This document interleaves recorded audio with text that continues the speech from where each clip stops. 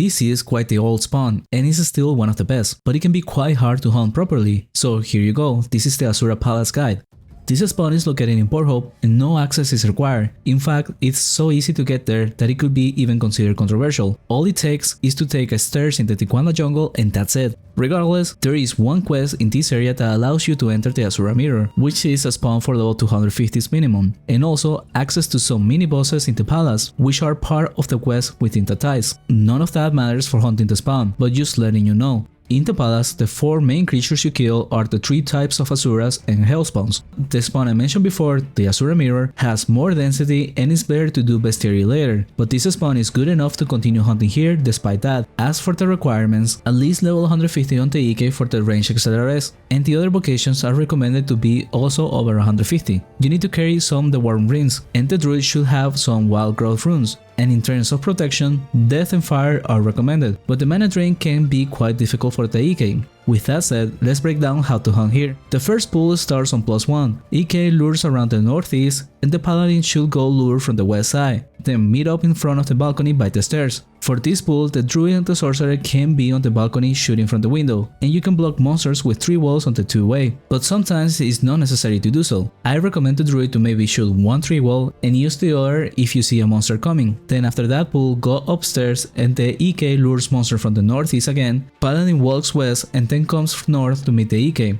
but continues going west to lure extra monsters from there, leaving his original lure near the EK. You could do this floor in 2 pools, but that will lower the experience a bit. Next, go up again and then west into this room. This one sometimes is missing monsters because they like to walk towards the edge of the palace, but if that happens, just ignore those. Optionally, people lure monsters back and have the druid attack from the window with a 3-wall, but that makes this pool worse, one for having to lure them back, and the other is that it is usually just 8 monsters. So just lure the creatures on the night if they are on you, then go up, and we were doing this pool this way. I lure southwest and RP lures southeast, then I stand on this spot and the RP comes towards me with his lure. There is a spot for the druid to wall himself, but once again it's a bit unnecessary most of the times. You will get more from not using attack turns in putting walls and also of being able to wave more creatures. Next up, go upstairs and split sides with the paladin. I will go west and he goes east, and we all meet in the middle. This pool is always awkward as there is not much room and often creatures retarget mages, and overall always ends up having variables, but it's needed to keep out the respawn.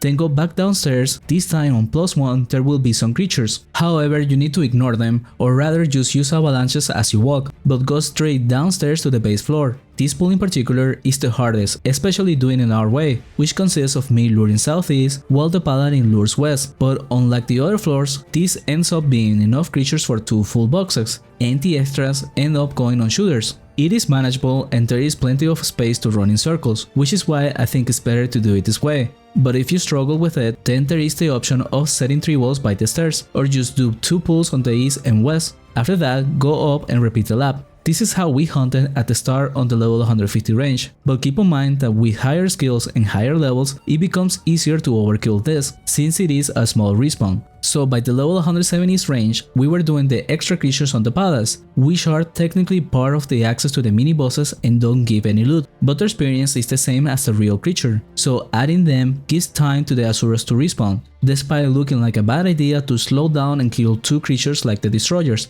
But it is necessary, and you can tell if the experience remains the same or goes down too much. And you only need to add the Hydras after the pull on the base floor and then the destroyers after the pull in +3. That will be enough even at level 200 range. The experience at the level 150 range was of over 1.9kk, then at around 170 was of 2.1kk with at least 1 charm, and I think the cap is of around 2.2kk before the overkill starts lowering it. And for us, that was the best experience we could get at those levels. Additionally, in terms of profit, we were always getting at least 50k or more per person. The other thing to keep in mind is the Oktoberfest. When this event ends, this is easily one of the best spawns to hunt, and we got to do it here, getting the experience to over 3.2kk raw. Obviously, that's from the event giving a bonus XP to demon creatures, which all of the Asuras are. And that's all I got for this video. If you want more places to hunt, check out these guides.